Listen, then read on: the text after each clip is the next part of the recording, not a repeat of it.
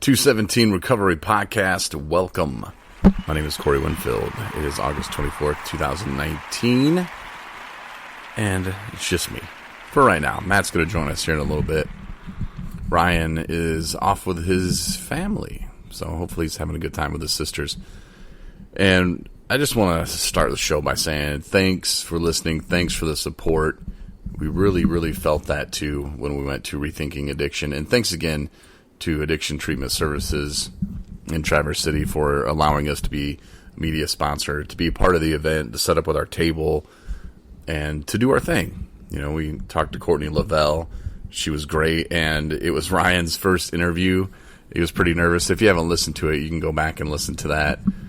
Rad Dad interviews Courtney, but just to see the steps that Ryan, just to see him taking them, you know, they're uncomfortable for him, but I can still see him doing them because he just wants it. And there's something about wanting it that you just can't take away from a person, you know, especially in recovery. You know, you got people that they think they want it, but they just haven't, you know. When someone says, "Oh, I don't drink alcohol anymore. I just drink beer." Well, beer has alcohol. What do you? Huh? It doesn't even make any sense. But you know, maybe a few years ago, you'd ask me that, and I probably would have thought that was a good idea too. You know, we try to protect what it is. You know, like a therapist told me once, you know, Corey, stop protecting the bottle. You're protecting it. It's like you got this force field around it. Like nothing can get in there. It's not alcohol's fault. It's not beer's fault. You know, it's their fault. You know, and you'll even blame me. Oh, it's my fault. You know, for drinking. No, it's the alcohol's fault. That's what caused all the problems. It wasn't me. It was the alcohol. But I had a hard time myself blaming the alcohol. But Ryan, Anna, Matt, they've just done such a great job with 217 Recovery. I'm so proud of them. But Ryan, it was funny because he wanted to go talk to Courtney. And he was sitting there and he's like, "We should go get her." And they're sitting at the table and there's, you know, 250 people in this room, and she got off stage talking. They're like, "Well, she'll be around if you got questions or want to talk to her." And just Ryan just kind of lit up like, I should go get her. We should go up there. I was like, "Yeah, you should." He's like, "Huh?" I was like, "Go up there, go get an interview with her, man." I was like, I'll let you take the lead. And he kind of was like, "I don't know." So he goes up there and he waits and he gets her and he waits some more for her to get done talking to other people. And then Courtney comes over and Ryan just kind of like let her sit next to me. And I was like, "Oh, here you go, Ryan. Let me show you how to click the buttons here to start the recording. And here's how you stop it." And I was trying to teach him as little as possible because I want him to learn on his own. And he just did such a great job. And you could tell he was nervous. And Ryan's so funny when he does interviews or whenever he leads out because he does his best like radio and his like best radio voice or, "Hey, I'm coming at you," or, you know, like he'll say like cheesy stuff like that. And it's so funny. And that's what's so great about Ryan is he doesn't care. He knows it's probably cheesy, but you know what? He's having fun with it and he doesn't care. And that's the beauty of it. And it's like watching your kids grow up, you know. I'm just like, oh, I remember when I was, you know, that kind of stage of my radio career. I remember Allie, it wasn't Allie Larder. I don't even remember her last name now. She was the Doritos commercial, and some of the younger people are probably like, "What?" Remember, it was like Doritos were like bouncing everywhere. She was really hot, and what's his face? From Saved by the Bell. Mario Lopez or whatever. Anyway, it was his wife for like a hot minute, and then she found out he was cheating on her all the time, so she left him at the altar or divorced him, whatever. But yeah, so that was my first interview. I don't even remember her name, but I told Ryan, I was like, "You're going to remember Courtney's," you know, and he did a pretty good job, though. I got to give him big props for that. You know, he wasn't talking over her or anything like that. He would just ask a question, and she'd kind of take it, and I told Ryan, I was like, "Don't worry, man, it gets easier," you know, and I meant like it'll get easier for him to not, I guess, sound as stiff. Once it happened for me, like once you just one day get it, and it becomes more of a conversation when you're talking to somebody. as opposed to, what am I going to say to him? What am I going to say to him? You know, you start listening to him more. And that is kind of true with just everyday life, too. And if you can practice listening, it's a huge advantage to you just in everyday life, just listening to people. And when you want to jump in and interrupt, just don't next time. Just let them finish. Listen to them. Listen to what they're saying. Then take a minute and respond. It really does help, but you can see Ryan, though, and hear some of it, too. Like, he's like, okay, now what do you think about, and it's funny. Ryan's from the UP here in Michigan, so he's got quite the accent. Actually, I think some of his accent might be rubbing off of me. I'm not too sure about that, but yeah, Ryan doing big things, man. He's not afraid to go after it, and I really do appreciate that.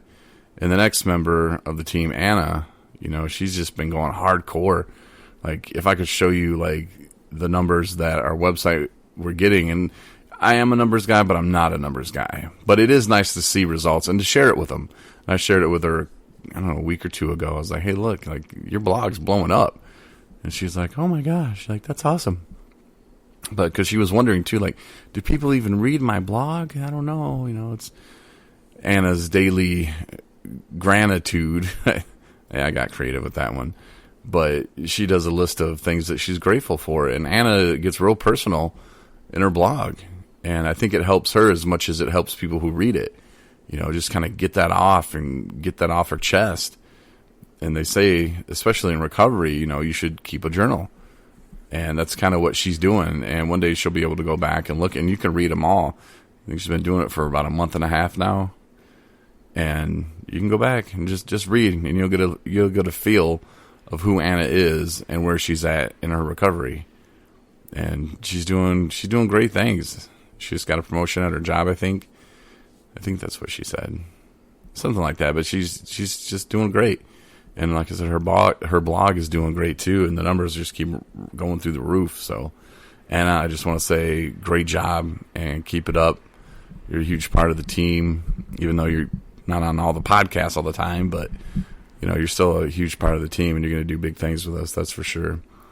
And then Matt, he's doing great too. He's a little different. He was on the podcast when we first started it, and then he had to kind of take a step back for a minute, and then realized, like, hey, I do want to be a part, and here's how I can contribute. Like, Big Country was doing blogs at that point, and I thought, hey, Matt, you're a writer. How about you knock some blogs out? And he started doing it every day, and then it was every other day, and then it was back to every day, and it's up and down. And like I told Matt, I'm not gonna chase him down. Hey, man, you didn't do a blog.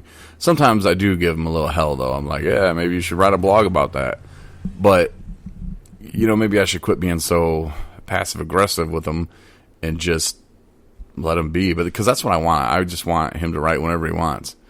It's not costing me money. We don't have, people going, hey, I paid for that blog to be on there today, and it's not I don't have anything like that. It sucks though if people go to look for something and they're like, oh, I need some guidance, or I just need to check in on somebody else. Let me read Matt's blog today, and oh, he didn't update it. And if that's the case, send him an email. Yeah, hit him up on Facebook. Like, where's your blog, bro? You could do that. And if you do read Anna's blog, or listen to our podcast, send Ryan an email and say, hey, man, you're doing great. Missed you the other night. Just kind of let him know that you're listening, because it really does. It helps us to kind of get some of that feedback. We're not looking for like, hey, you're doing a great job. I mean, yeah, that's nice, and we appreciate that too. But just a, hey, man, how's it going? Thanks for doing what you're doing. Because you doing that, we should be thanking you. And I do thank you for listening, and I do thank you for sharing this with your friends. I think I said in the podcast the other day that a lady from Hillsdale was like, hey, I got one of your 217 recovery stickers in my office. I was like, how did you come across that? We don't have very many stickers. And thanks again to Superior Design, or maybe it's Superior Designs, upsuperiordesign.com, I think is what their website is. But anyway, thanks to them for the stickers, and the tablecloth with our logo on it looks very cool. Thanks. But so she had a sticker in her office, and I was like, "Where'd you get it?" She's like, "I don't know." She's like, "Somebody gave it to me and told me that I should check it out." So whoever that was, I appreciate that. Ryan appreciates it. So does Anna, and so does Matt. So thank you, because it really does help us. But yeah, if you could, just drop the guys or girl a little note just saying, "Hey, thanks, and hope you're doing great." We're not, like I said, we're not looking for like you to glorify, like, "Hey, you guys are awesome."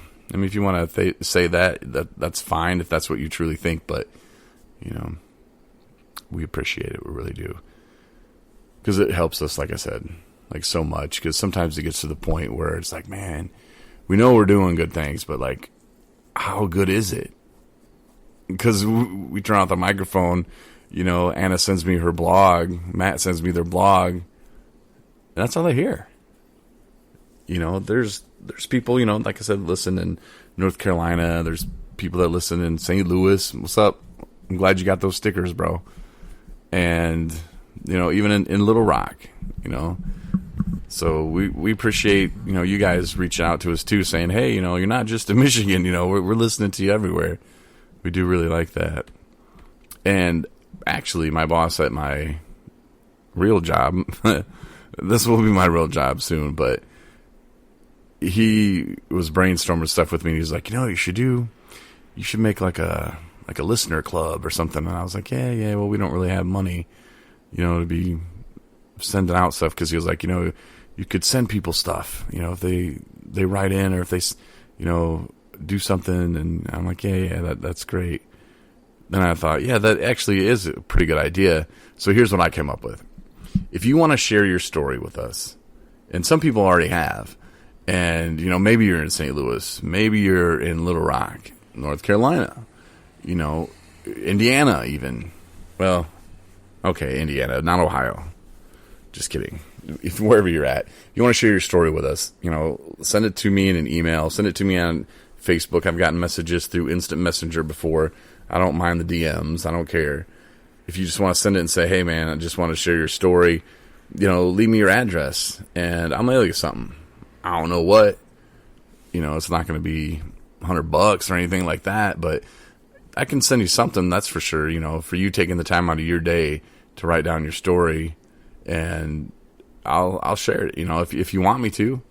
But I like hearing from other people too, and maybe I'll take bits and pieces. I don't have to say your name or anything. If you want to remain anonymous, that's fine. But if you don't, if you're like, "Hey, use my story, use my name, here's my address," I'm not going to give your address on the podcast, but I will definitely send you something, maybe a sticker, maybe a shirt, who knows, man. I'll send you something though. So think about it if it sounds like something you want to do. And even if you're not in addiction, maybe you have a family member who, is having a hard time with addiction. Tell your story. Those stories count too. There's so many times I hear people talk about, "Oh yeah, I put my mom through hell," and I think that mom needs to get out there and tell that story. Of course, my mom, she tells the story quite often, and I have put her through hell, and she's not telling it to rub it in my face. She's just saying, "Hey, look, here's what I did. I did not give up on my son." She had a therapist one time tell her, "You just need to let your son die. Just let him drink himself. You just need to let him go. You need to let him die." And my mom's like, "That is my son. Like, what are you talking about? You clearly don't have children." But my mom didn't give up on me. Neither did my stepdad. And there were times where, man, if the tables were turned, I don't know. It would have been tough. Of course, I don't have kids, and I don't know what that bond is, that love.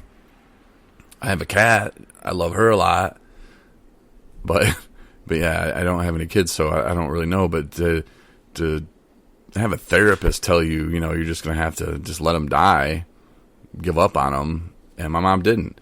So I think she has a pretty remarkable story, and without her, without my stepdad, without my sister, I wouldn't be here right now. I probably would have just done it, and it'd have been bad for sure.